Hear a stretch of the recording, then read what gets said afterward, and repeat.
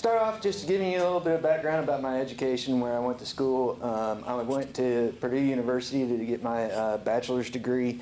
My degree was in fisheries and aquatic sciences. At Purdue, it's kind of unique. You do specializations where you kind of focus towards a field that you want to go into.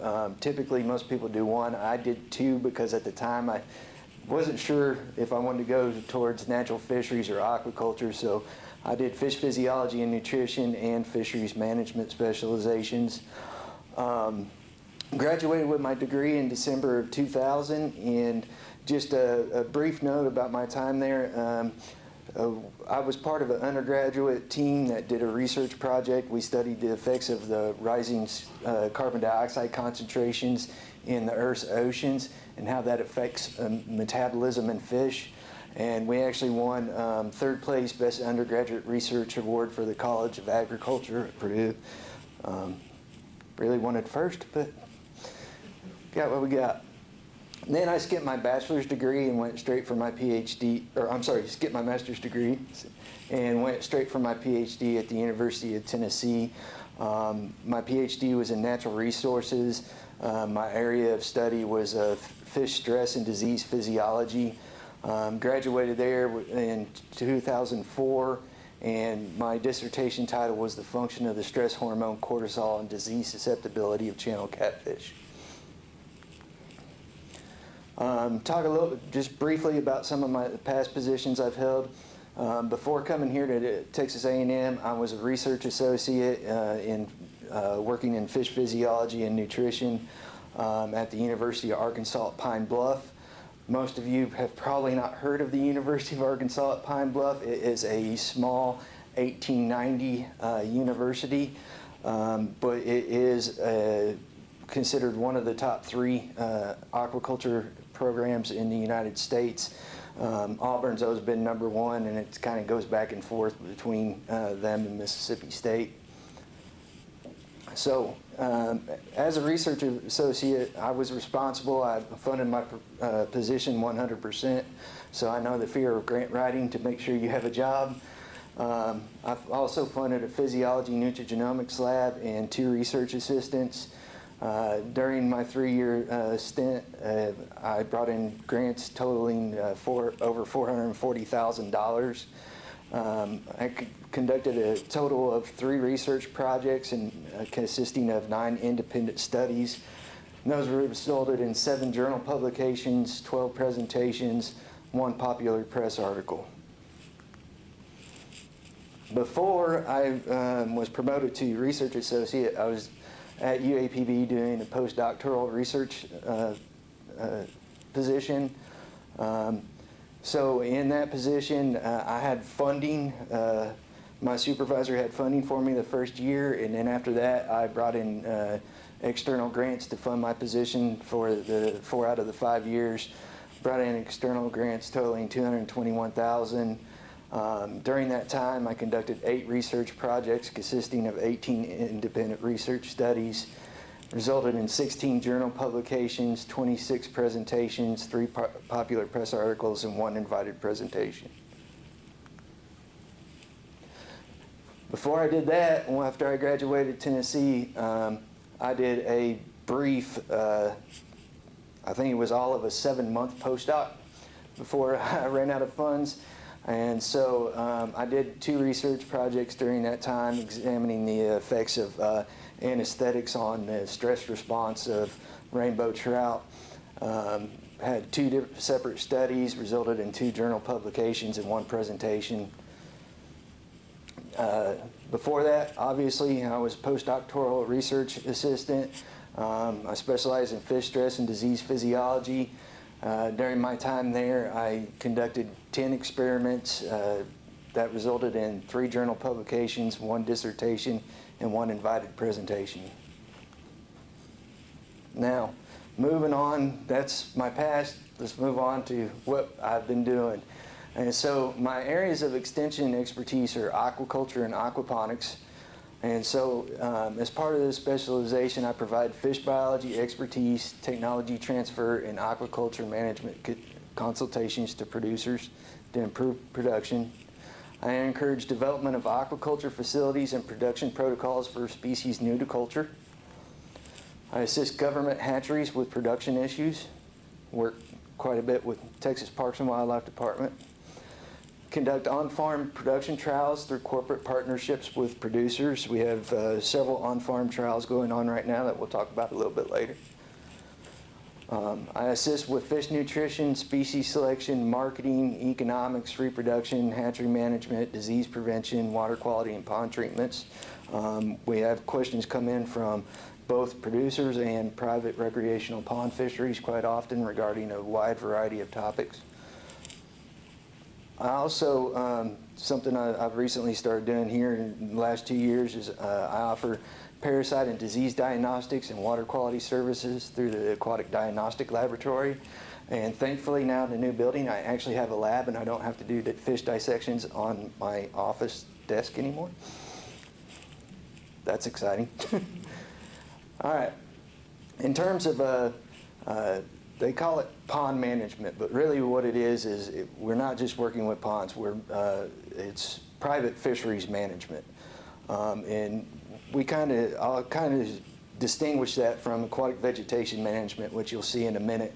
Oftentimes we do aquatic vegetation management to improve fish and wildlife habitat, but when I actually talk later about aquatic vegetation management, most times it has nothing to do with fish. It's more about water conservation, improving irrigation flows, aesthetics, those types of things. So in terms of pond management, I disseminate information on methodology and technical data in a manner understandable to the general public. My main goal is to enable self-management. I want people to be able to know and understand how to manage their ponds themselves without having to go pay for someone to do these services for them.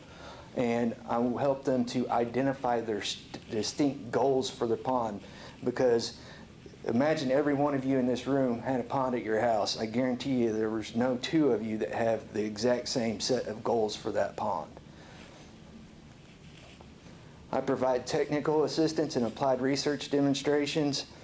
The goal is to educate public how to perform the management practices themselves. My pointer apparently doesn't show up on the screen. That's interesting. So here in this terrible photo, I'm actually doing a results demonstration on how to apply rotenone to a pond to renovate your pond.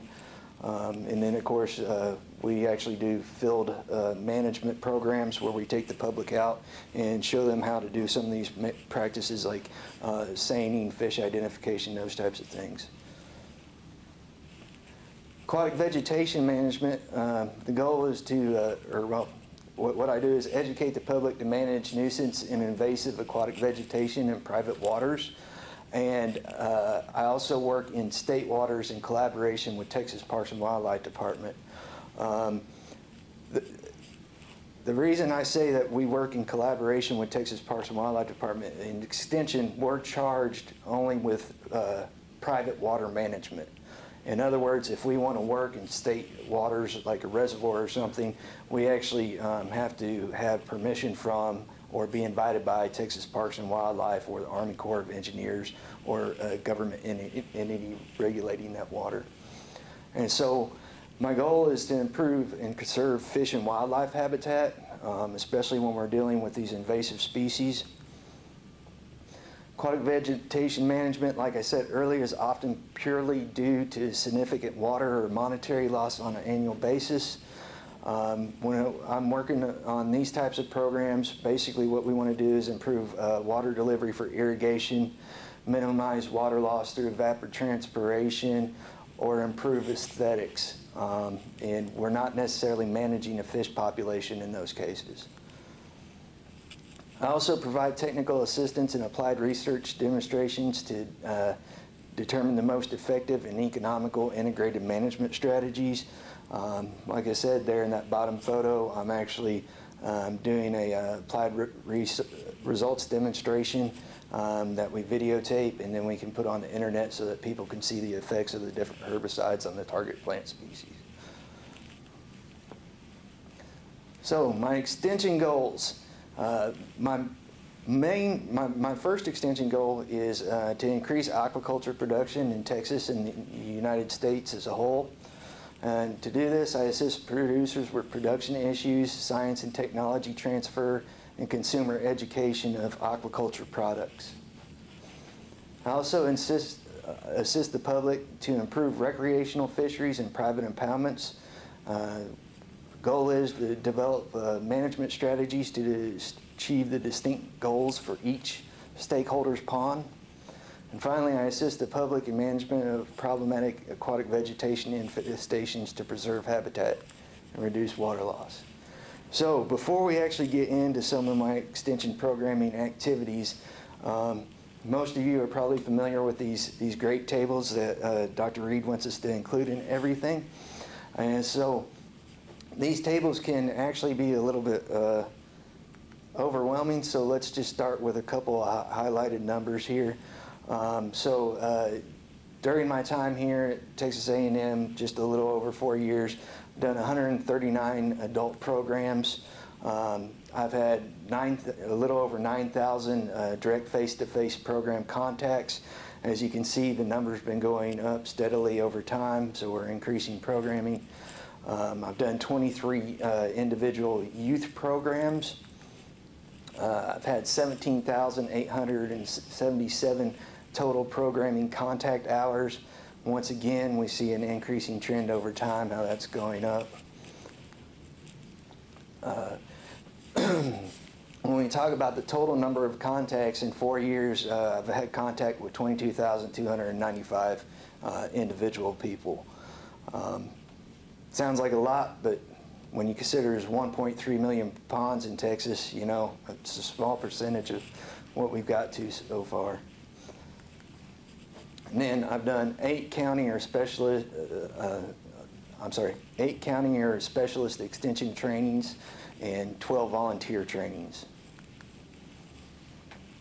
Summary of teaching effectiveness evaluations. And so this is to basically show how the message that we're delivering, is it making any difference, okay? And so the primary things to look at here are your mean program net promoter score. Do most of you know what that is?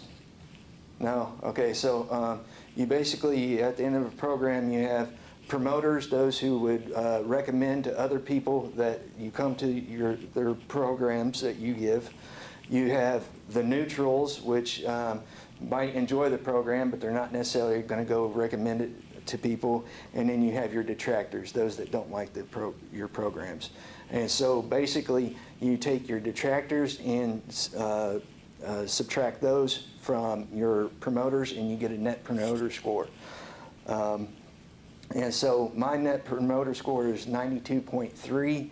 And so we have an agri-life specialist that's all he does is he collects all these program surveys and gives you back the statistics on them. And I asked him what some of the means were for cross extension for the last couple of years for a comparison. And so that number that's popping up outside the box right there, 72% was the mean net promoter score for extension specialists. So I'm doing a good bit better there. Mean program knowledge gain. So this is done by pre and post program knowledge testing. Mine average is 94.7. The average for across agri-life extension specialist is 81. Mean practice adoption by participants, 89.3% of my program participants adopt at least one new management practice after my programs. The average for extension is 76. Mean economic impact per stakeholder. Mine's $146.67. These are averages. You get everything from don't know at this time, 0, to some people throw out $20,000. In general, you know, it works out to a fairly understandable and believable average. Mine's a little bit lower than the average for most extension specialists, but the reason for that is I don't have a big commodity group. When you go out and do a cotton program where one minor change can have hundreds of thousands of dollars of influence, yeah, they tend to get a little bit higher monetary rating. So my total adult economic education impact during my time here has been $1.3 million. And so that number that popped up there in the box is roughly the amount of money that the state has paid me for salary over this time. And so you always want to make sure that you're showing a positive net benefit. And so for in my case, for every dollar that they've paid me, I've showed an economic return of $3.92. And that's just for my face-to-face contact programming. We have other programs as well that you'll see in a little while that have economic impact as well. When we talk about my extension program activities, we're going to talk about aquaculture and aquaponics first. Get ready for a lot of pages. To start off with, I'm very heavily involved with the U.S. Cooperative Extension System National E-Extension Program. For those of you that aren't familiar with this, this is a nationwide program where extension specialists from throughout the U.S., doesn't matter your state, you can join a community of practice. In my case, I'm in community of practice for freshwater aquaculture and marine aquaculture. And you actually can receive questions. They typically try to lump the questions with someone geographically close, but I might get questions from New York or sometimes British Columbia, those places. And so for that, I've answered 70 questions from 8 different states for the National E-Extension Initiative. I hosted the Using the Internet to Grow Aquaculture Sales workshop. I held that in collaboration with the National Aquaculture Association. We actually had that over in Nagel Hall. And basically what we wanted to do was fish farmers are not necessarily the most technologically advanced people. They tend to be older farmers set in their ways. And so most of them don't take full advantage and utilize the resources that are out there to expand their market and perhaps make themselves more money. And so we held this workshop to show them some of these methods. This is actually, down in the bottom here, that's actually a website from one of our attendees, Vance Schultze. And so he's got a better sales website set up through there. And as you can see, he's on Facebook, and what else is he? I can't read that. He's got a Facebook page, and he's got a Google website. I also worked with the Texas Animal Health Commission to initiate the development of a fish health certificate for the state of Texas. You might not be aware, but because of a lot of the disease issues that are occurring in aquaculture and in wild fish, most states now are starting to require a certificate of health stating that the fish are healthy before they'll allow live fish to be transported into their state, across state lines. Texas producers came to me because they were actually losing out on contracts in places like Idaho, Montana, where they can ship their live catfish for stocking programs. And so we had to work with the Texas Animal Health Commission to develop that certificate so that they can meet the state requirements and start importing those fish. Going to talk a lot about the USDA Southern Regional Aquaculture Center. I'm very heavily involved with it. My main role is I'm the chair and project director for the Publications, Videos, and Computer Software Project. So as part of this, I write the annual plan of work. I secure the funding for the project. I select the Publications Committee. Committee, we then sit down and identify the most current and topics of most need for aquaculture industry. Once we have settled on select topics that we want to publish manuscripts for, we select the most prominent topic experts from within the region. So it's an invited process. We select the authors.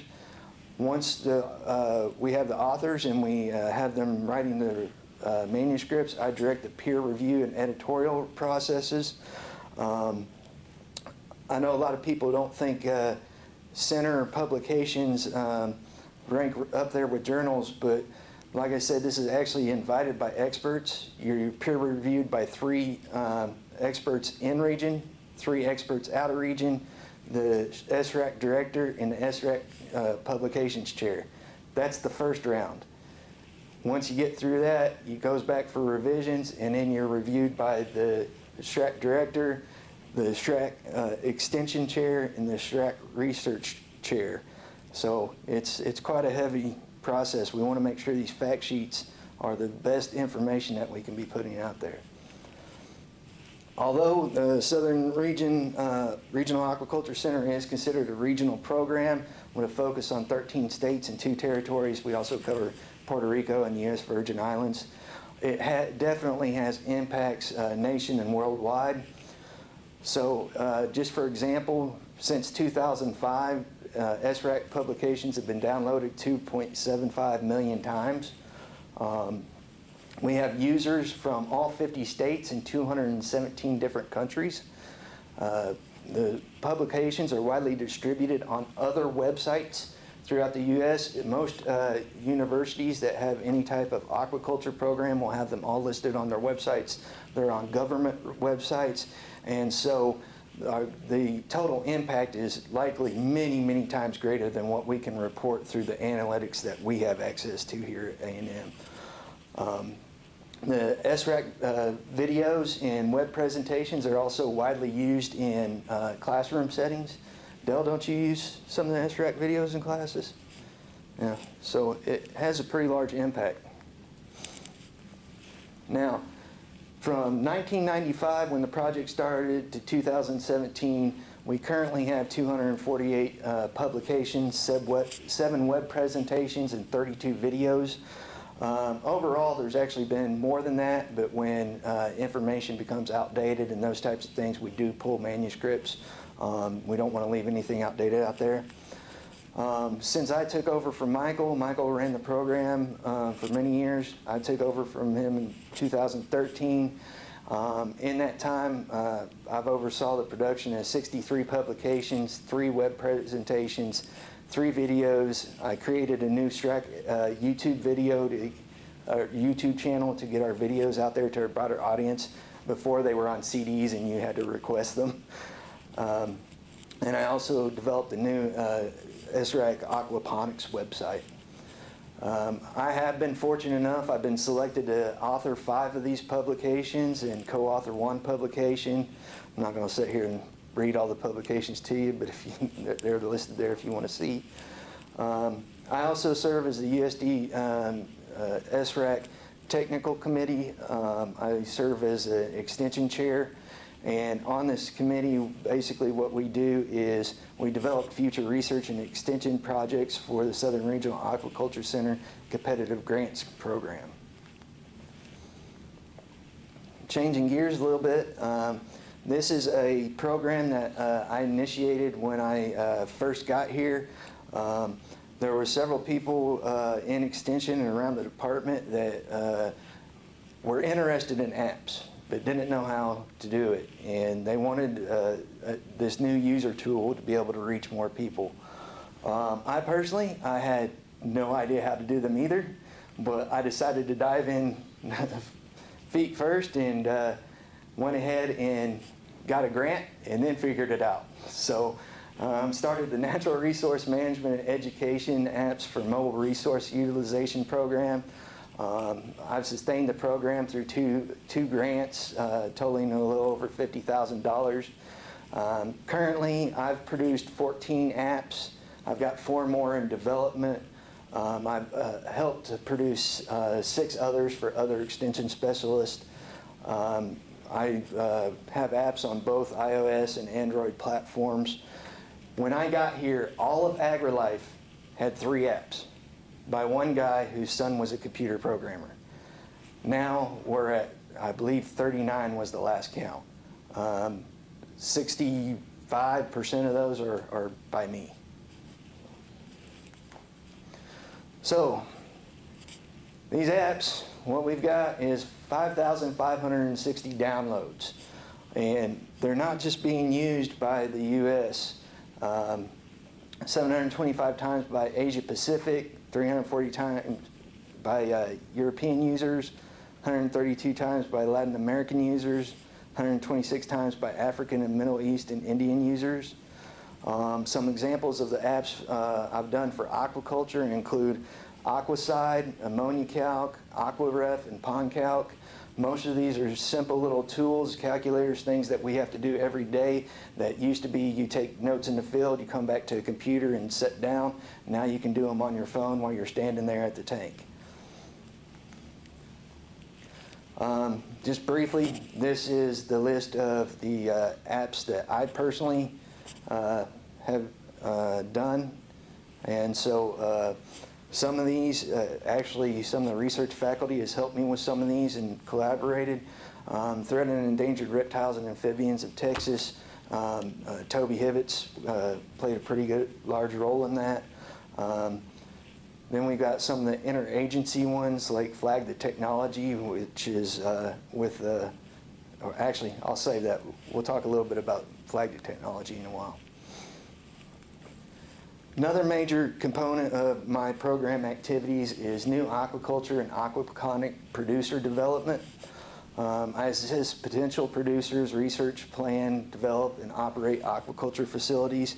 And so what you see is there is a list of species in which I've assisted potential producers with. The number by the side is the number of potential producers that we've had looking at those species. Rather than read off a long list of those, I wanted to focus a little bit on some of the most successful operations we've had. These are people that have actually opened up or are now actively producing. So it's net growth for the state. Scott Bates, he's actually opened up an Atlantic croaker hatchery. This is really exciting for me because I've worked a long time in the development of the species for aquaculture. And so he's putting a lot of the work that I did to use. He's been conditioning his brood stock for a year, and he's actually starting to induce spawn right now. Aquaponics and More, that's an operation that does tilapia and aquaponics. Sustainable Harvesters down in Hockley, that's another large aquaponics and tilapia producer. Michael McDonald does hybrid catfish in aquaponics. Steve Sonemaker does crawfish production up near Tyler. He has now 60 acres, and he's looking to expand to 120 acres of crawfish production. Robert Fowler, he's actually up around Abilene, and it's very difficult if you've ever tried to buy fish out in Abilene. There are no suppliers. Everyone's far east Texas or South Texas. And so he actually opened up, I helped him open up both sport fish production for pond stockings and bait fish for those going fishing in local lakes. McNally Brincoder Land and Minerals, they actually do land reclamation after gravel pits. And so what they're doing is they're going back in with the top fill and creating several feet of sediment, and now they're opening those up and doing crawfish production in them. So it's basically reclamation of a resource. All right, so the Aquatic Diagnostics Laboratory. I put a lot of work into this. So as most of you know the history, in 2009, the Texas Veterinary Medical Diagnostic Laboratory over at A&M here closed its aquatic diagnostics section. No longer had any state support, so they couldn't continue to operate. What happened is it left a $70 million aquaculture industry without any means of or assistance for disease diagnosis and treatment. I fought for a long time back and forth with Texas Parks and Wildlife and the Texas Animal Health Commission. If you look at the legislation, Texas Parks and Wildlife actually has jurisdiction over fish disease assistance in the state, but they don't actually offer any services, and they don't have any fish vets. And so that's a real issue. If you're a pond owner and you have a disease issue, who do you go to? And so up till 2 years ago, the only option was to send your fish to out-of-state lab.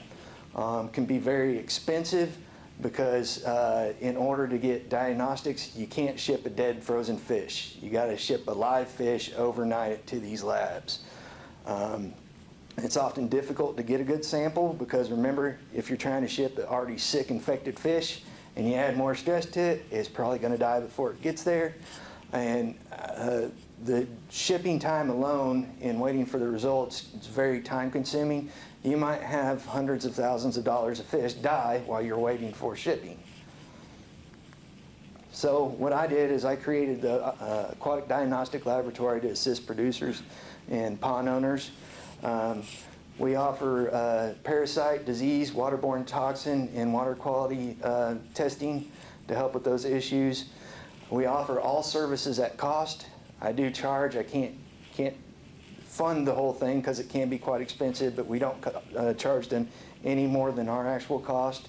And we also conduct fish health trainings. I've trained biologists for lockout pond and lake management, and just recently Cabela's sent all their curators of aquariums down, and I did a 2-day training for all the curators. Not going to read this obviously, but this is just a example of the types of services that we offer through the diagnostic lab.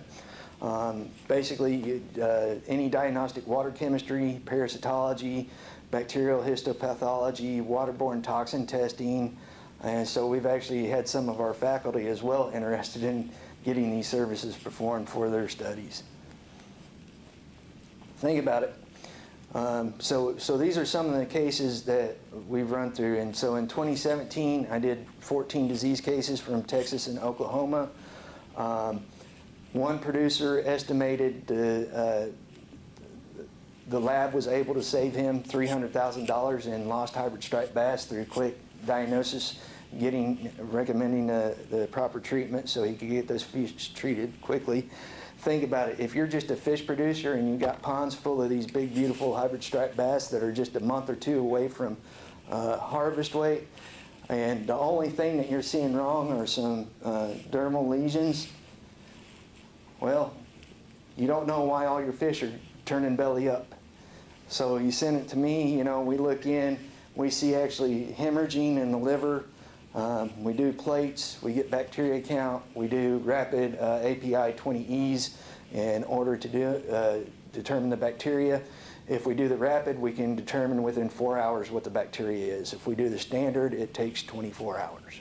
So we can have really rapid diagnosis for them. 2016, and it did 9 cases from Texas. They were all from Texas. You don't see any estimated impact there because it's very difficult unless the producer offers what the value was to them. We don't really want to make any estimations for them, and so we just don't report a value. 2015 had 17 cases from Texas and Arkansas. One pond owner did estimate that we saved, he had invested $20,000 in his fish that we had saved. He had a bad streptococcus infection. Also, this is another case that we had at the Aquatic Diagnostic Laboratory. So in 2016, we had shrimp trawlers that were becoming very concerned with the number of shrimp that they were seeing from Galveston Bay that were turning up with very darkened gills. They submitted a sample to the lab. So black gill syndrome can actually be caused by many things. It can be caused by poor water quality, excess sediment, things of those nature. What you don't want to see is have it caused by a couple of particular ciliates that are parasites of shrimp. And in this case, we did find that we had an outbreak of a cilia-induced black gill syndrome from brown shrimp. It wasn't affecting white shrimp, it was only brown shrimp from Galveston Bay. So we, once we identified that, we immediately notified the Texas Parks and Wildlife Department, coordinated the public response efforts, and then we began development of an extension publication on the topic, which you can see there. And so black gill syndrome, when you open up the carapace, you normally would not see the gills at all, they'd appear light pink, very skin tone colored. And then when you open up the carapace, you can actually see this is all colonization of ciliates. That part of their natural response is to produce melanin around areas of scar tissue, so the gills turn black. Technology transfer, and I put research in front of that in technology transfer because most times we actually have to do the research first in order to transfer it to our producers. And so I'm just going to give two quick examples today. The first one's producers. We got several producers in the state that are interested in producing cobia as an alternative species. So I went out and got a USDA Critical Agriculture Research and Extension grant. What we're doing is we're working out methods of extensive larviculture in earthen ponds and grow-out protocols for cobia in Texas. As part of that, we're running on-farm trials with Mark Quebeca, and we're doing those extensive larviculture protocols. So that's a good example of producer involvement in the programming. Next example, we'll do a government agency, Texas Parks and Wildlife Department. Southern flounder is having some issues right now along the Texas coast. In flounder, gender or sex can be determined not genetically, but rather by temperature. And with the warming bay and other issues that we've had, now we've got some flounder populations where the sex ratio is skewed as high as 16 males to 1 female. And so how do you have the greatest impact using a stock enhancement program? It's not from the males, because a single wild male can fertilize many females. You have the greatest effect by producing as many females as possible. And so we undertook this project. Bess Sylvie, my PhD student, worked on this. Development of new reproductive and larval breeding methods to eliminate major constraints during production of southern flounder for stock enhancement.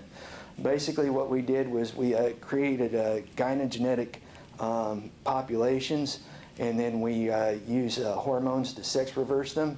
And so we have genetic females, XX, that are now functional males.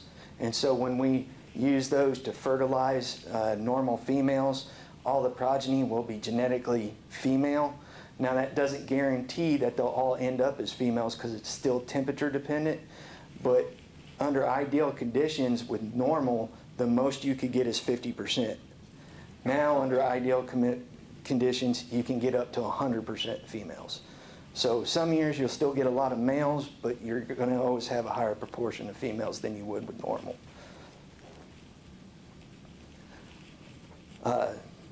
Next one is, it's been a rough couple of days with this one. So when I got here, people were saying, you know, you need to do applied research, and for an aquaculture guy, you got to have a place to do it.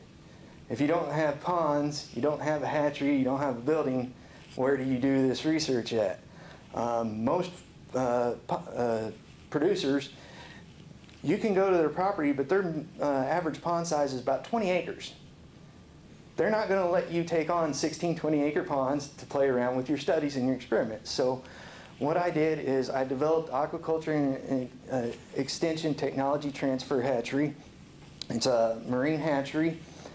And so this is the first time that we've had resources here to do applied research. When I first started, Dell helped me out. He gave me lab space for one study, but he's always full, and I can guarantee you I knew I wasn't going to be able to stay, so we had to do some. Developed a really nice facility. As you can see here, this is when the structure was going up. These are the 3 replicated ponds that we redug, and that's before we got the liners in them. In the facility, we had large brood stock rooms. We have smaller culture rooms back behind. We have other culture systems. We had a working analytical lab. Everything was rolling along smooth. We actually had the foundation set up. We're ready to pour concrete for a second building to expand. And then Monday, this.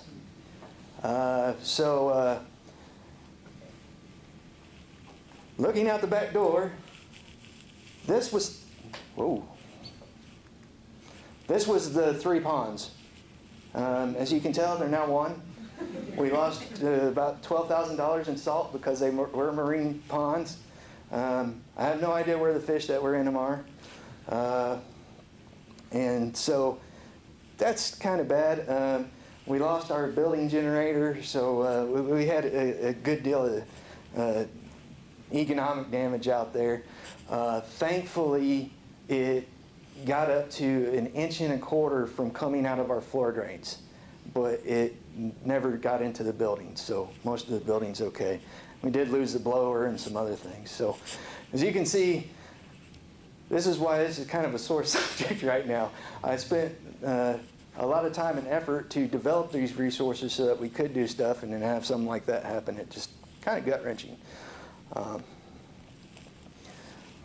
Another area where I've been working is I collaborate with horticulture extension specialists, and I have a very good counterpart, Joe Masabny. He knows the plant culture. I know the fish culture. We don't necessarily know the other parts, so we have to work together when we're working in aquaponics, because it truly is an integration of 2 separate disciplines. And so we've started working together. We held the first AgriLife Extension Aquaponics Field Day and Workshop back in 2014. We delivered programming, I specifically delivered programming on system design and species selection for aquaponics. We then held the second Aquaponics Extension Workshop last year in Hockley. I delivered system design, fish management, and species selection programming. And as you can see, this is from the second workshop. We held it at Sustainable Harvesters, one of those companies that I talked about earlier that I helped in the initial development stages. These are our workshop participants back there around one of the planning tables. I also have worked with the Texas Aquaculture Association quite a bit. And so part of that was I developed a new aquaculture student session program for the Texas Aquaculture Association conferences. In the past, it had basically been a 1-day program that was all professional research presentations. And so I had the idea, let's start the day before, do a half day for the students. And so the program focus that we had was to pass information and learning experience from producers to students. We actually had producer roundtables where the students could sit down and ask them questions and learn from the mistakes that they've made starting and running their businesses. I also demonstrate for students and potential producers new species and culture industries that are potential points of entry for them into the industry. If you wanted to get into aquaculture, most people in the U.S. probably think catfish. I would not recommend you try to break into catfish. The capital cost and the land is so great that you're not going to have a good, easy go. Unless you're running at least 120 acres of ponds, you're probably not going to be real successful. But there are other areas, other species, new things that are developing where they can have small entry points into the industry and not go bankrupt. I also want to help existing producers to diversify. A lot of our producers, they produce one thing. They'll produce catfish, and that's it. What happens if the catfish market tanks? You know, well, then they're stuck. So we want to see more on-farm diversification, more species being cultured by each producer. So during these student sessions, I delivered programming on the potential and culture of marine bait fish for Texas and the potential of crawfish production for Texas. Those are two areas that would be real easy entry points that are possibly high value and there's good markets for. I also, shortly after I got here, I started work on this. I made the new Texas A&M AgriLife Extension Aquaculture, Fisheries, and Pond Management website. As you can see, that's the loading page. We have a lot of information. Actually, on the website right now, I've got over 1,400 different resources. So these aren't just things from A&M. I pulled in resources from other universities across the U.S., government agencies, management agencies, and put them all in one place. I've neatly categorized them so that people can real simply and quickly find what they're looking to do. So, for example, if you're looking for how to fix let me see here. So you're just looking for water quality. Click on that and it has all the resources for water quality from all these different universities loaded in one place. So the website went live in November of 2013. I also included youth and fishing and youth aquaculture web pages, which are being heavily utilized. In that time, I'm actually pretty happy with it. 119,000 users for a website that is only a few years old. Users have been from 28 states and 202 countries and territories. And I've had 402,000 page views since we launched the website. I also just recently created the new Southern Regional Aquaculture Center Aquaponics website. Aquaponics is a growing industry that has a lot of misinformation out there. There's not been a lot of research done and there's not a lot of credible information. Most of it, the information you find is from someone trying to sell you something. And so we decided that there was a need to create some publications based on science that would help potential producers enter the industry. And so the website launched in May of 2015. Since that time, we've had 18,000 publication downloads by users from 32 states, 132 countries. Our top 10 users are the U.S., obviously, but also India, Mexico, South Africa, Malaysia, Canada, Brazil, France, and Indonesia, and Australia. So once again, there's that national impact, or international impact. All right, so real quick, here's another one of those big tables that for extension people we have to put in summary of our multimedia and internet education. And just to break that down for you real quick, basically here's the things that we want to cover. Of the videos I produced 6 videos. I've had 133,000 views. When we get down to our websites, this is the Aquaculture, Fisheries, Pond Management webpage that we just spoke about. Aquaplant website. Aquaplant obviously was started by Michael. I'll talk a little bit more about that in a minute. But it is a major website. The users since 2013, 1,300,000 users, over 9 million page views. Then the Southern Regional Aquaculture Center Publications website, 78,000 unique users, 454,000 page views, and 1.2 million fact sheet downloads.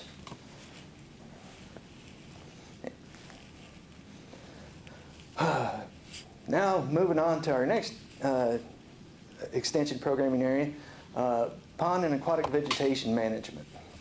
And so one of the things that we do is we conduct volunteer trainings for several groups around Texas, one being the Texas Master Naturalist. I've done programs on chapters covering ichthyology and aquatic ecosystems, ecology, and management. And Kevin, if you want any of those, I'll be glad to send you any of the ichthyology ones. You sure? They're fun. Yeah, okay. Done 5 trainings and 116 volunteers trained. I also, I have no idea how I got involved with this group, but now I'm starting to do programming for Texas Master Gardeners. They want programs. I did a publication on ornamental ponds and water gardens, and so now they all want programs for it. I did one training earlier for 40 volunteers. Just had another one scheduled for October, so looks like that's another area that's going to be expanding soon. Extension trainings. Extension, it's really important for us to provide training to our county extension agents. We need them to kind of be field triage. There's millions and millions of questions that come in, and we need them to be able to know enough to answer some of the basics so that we're not completely inundated and overrun with questions.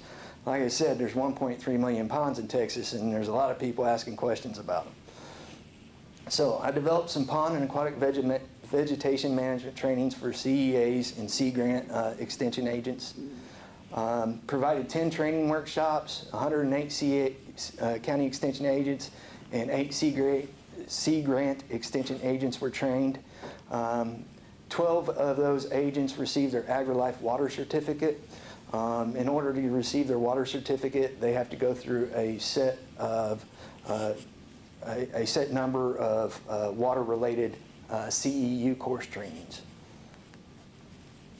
I also took it upon myself to try to improve the training for our extension group. I went ahead and I arranged the Thomas Kilman conflict mode instrument training for our extension employees. Had really good turnout, and everybody thought it was really useful. A lot of things, tools that we can use in our daily work were picked up. Very good training. Conducted training program for a CSS extension specialist, crop and soil sciences. They wanted a training on how to design and build apps for mobile devices, and so I delivered that program, and 23 extension personnel were in attendance. The Pond How-To series of extension videos. So I started these videos so that basically a pond owner can go to YouTube, find a video that shows them exactly step-by-step what to do in order to do management practice for their pond.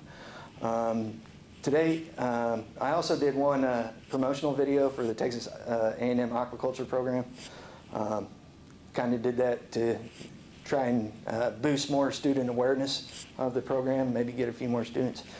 But of the 6 videos I produced, now got over 98,000 views.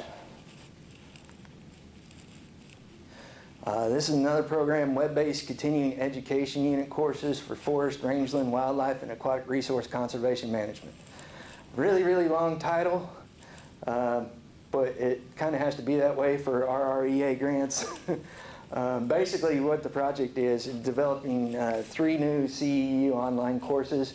For those of you that aren't familiar with continuing education units, they're very important because those are what TDA uses to recertify pesticide applicators, and they're also applied towards many other professional certificates.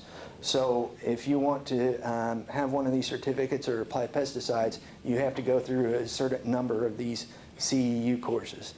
And in the past, how it's been is you basically have to wait until a program is scheduled somewhere near you, and you have to make sure that you can attend in person. What we're looking to do now is by creating these online courses, they can take them anytime, anywhere from their own home, because we have a lot of people. We have what's called the last minute CEU courses, where we have a lot of people that wait till the last minute, and we get 300, 400, 500 people in a hall trying to get 12 CEUs in a day. And so the 3 that we developed are aquatic plant ecology, aquatic plant identification and management, and aquatic plant management laws and regulations. Holy cow. All right. We completely have overhauled the Aquaplant website. Like I said, Michael was the original creator of that. And it was kind of a focus on the Southeast. However, Aquaplant really has become a worldwide use tool. And so we started incorporating some plants from the greater U.S. and what you might find in other areas. And so we added a bunch of new species. We vastly improved the user resources, the identification. We've streamlined it and made it very user-friendly. Like I said, it's a top 5 AgriLife website. And I'm going to start skipping ahead because I'm running out of time already. And so just a quick comparison. This was the old website, resource link. The new one is very intuitive. It's more like a touch app type of tool device, very simplified. Another program that I've done is started authoring these Spanish language publications. AgriLife actually views these as very important because obviously the Spanish-speaking portion of our population in Texas is growing. And they've also had a good deal of international use. For example, I actually had a Mexican state biologist contact me and thank me for developing these publications, especially the ones on the aquatic herbicide use tables. I've also provided insect identification services for the Texas Parks and Wildlife Predaceous Aquatic Insect Study. In their production ponds, they were having really poor larval survival. They were noticing high amounts of insects, and they weren't sure if these were actually preying directly on the larvae or if they were harmless, and so they started collecting samples and enumerating them from the ponds and sending them to me for identification so we could tell whether or not they're predaceous. Texas Aquatic Plant Management Society, been very heavily involved with that, and been board of directors. I actually developed their new website, streamlined the online registration process. Using these methods, we actually increased the society funding 30% compared to the previous 3 years. I also presented professional angler views regarding current aquatic vegetation management practices and current status and future activities in aquatic vegetation management of the Texas A&M AgriLife Extension Service. And so I'm actually going to skip ahead some because I got a lot. Let's go with the youth development education. So I do have a youth component in my job description. It is not identified as any type of percentage. It just says youth. And so I've been done quite a bit with youth development. For one thing, I started the aquaculture and aquatic ecosystems in the classroom. This is an initiative that provides educational math and science STEM curricula to elementary and intermediate school students. What you see here, the aquatic ecology curriculum, trunks, videos, and web resources, those are basically resources geared towards getting students out of the classroom and out into the natural environment where they can learn from directly observing nature.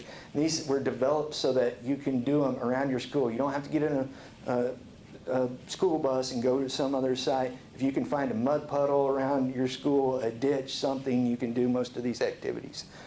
I also developed a curricula on aquatic aquaculture and aquatic ecosystem for first and second graders. This they did follow the Texas TEACS, which is Texas Essential Knowledge and Skills. Those have to be in there for the course room curriculum. And our curricula were actually used in the College Station Independent School District in 2015. And so that's just a little page view of it. Been heavily involved in Texas Brigades. I think most of you are aware of what brigades are. They're a youth development leadership program, and Bass Brigade specifically is regarding aquatic ecosystems and natural resource management. I've been an instructor, taught several different subject matter there. So far, we've had 160 students from 3 different states during my time, served on several different of the committees for Texas Brigades. I also have been involved with the National 4-H Wildlife Habitat Education Program. We planned the national contest, selected the sites, edited the contest manual and materials, delivered educational programming. Like here we are, I'm doing a pondside program. Past 3 years, we had 46 state champion teams comprised of 147 students from 19 states compete. Everywhere from Utah to Minnesota to Texas to we even have Maine, so quite diverse. This year I actually received the Meritorious Service Award for my work there. Collaborated with Kids Fish, which is a youth fishing organization, in the Ketty Bass Pro Shops to develop a youth fishing development program and a kids fishing tournament. I also work with aquatic ecosystem education programs in the classroom, done a lot at local elementary schools here where we actually use stuffed animals and we actually seine hallways and teach kids how we go through those processes. We bring in touch tanks so they can get in and fill and play with different fish. I also helped the Bryant FFA students develop their aquaponics project. So our summary of financial support of just extension, this doesn't include any of the research totals. As you can see, it's been increasing every year here, and so the total during my 4 years has been $503,000. Yeah, $503,000. Teaching, real quick, this is what it says in my job description. So wildlife and fishery sciences faculty member, serve on graduate student committees and mentor students at Texas A&M University. That's my entire teaching description. I have begged, ask Michael, I've begged to teach courses, but I just can't do that because then they have to buy out AgriLife Extension for my time. And we don't have the money for that apparently. So what I've done is I've tried to complement lectures and labs by the WFSC teaching faculty, by mentoring undergraduate students. I have several student interns that I take and we do research and work on real world issues out at the ARTF and other locations. Several of my undergraduates that I've mentored have received WFSC and Professional Society awards. Several have accepted assistantships at major graduate programs. And so I do also teach undergraduate research and independent study courses, and then I also provide guest lectures upon request. Here's just quickly some of the invited course lectures that I've done. Undergraduate courses that I've taught here at Texas A&M. Directed studies, a couple of research classes. I have done a writing intensive research course. Previous classes, undergraduate classes at other places. I've taught several at University of Arkansas at Pine Bluff. Taught one at the University of Tennessee. Graduate courses, also here at A&M, I've taught just the 691, which is the research. And oddly enough, because of my work with my counterparts in horticulture extension, I've actually had to direct some of their students in their classes. And so they actually had to get special permission for me to teach a course in their department. And so what I did 2 different classes, and they were basically studies that graduate students were doing, looking at various aspects of how fish physiology affects plant production during aquaponics. Past graduate courses, like I said, I'm trying to blow through these because I know running long. Summary of graduate student committee involvement. As of now, I'm chaired one Master of Science student, one Doctorate of Philosophy. I've served on the committee for 3 Masters and 5 PhDs. Elizabeth Sylvie is my PhD student. Daniel Hoffman, which is another former graduate of our program, is my master's student. I've served as a committee member on many different student committees, both in wildlife and fishery sciences, but also in Department of Ocean Engineering, horticulture sciences. So just, I wanted to put this up here real quick just to show the undergraduate students and the employees that I've had and mentored during my time here. 25 is pretty good. Most of them, as you can see, are undergraduate interns that I actually pay. Research. Just want to point out real quick that I do have a research past, and that my publications are actually really well utilized by aquaculture industry and researchers. Just some quick examples. Development of a whole body cortisol extraction procedure for determination of stress in small fish, 46 citations since 2008. It's widely used in other people's research. Validation, use, and disadvantage of enzyme-linked immunoabsorbent assay kits for detection of cortisol in fish, 77 citations.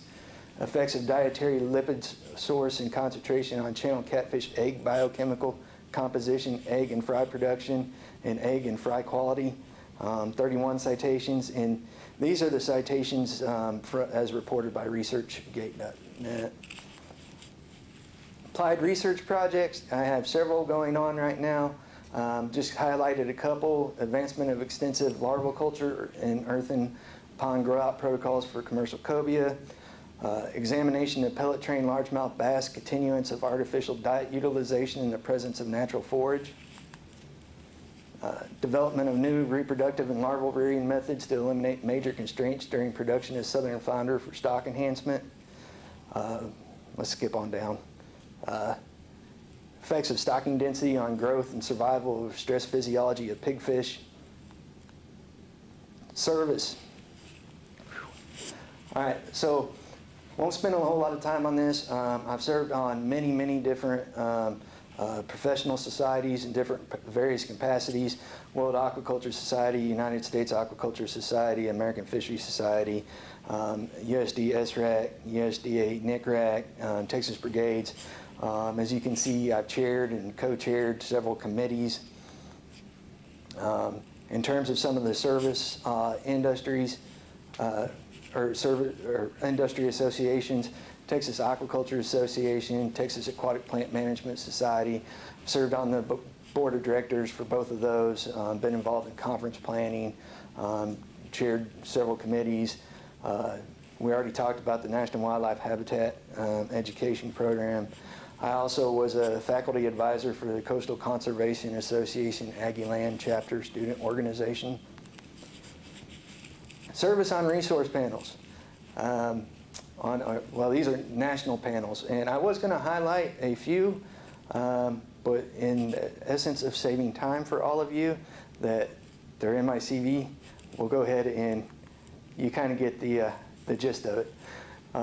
University agency and departmental service, several committees I've served on there as well. Some of the big ones were like the Norman Borlaug Institute for International Agriculture, USAID, Afghan Agriculture Extension Project.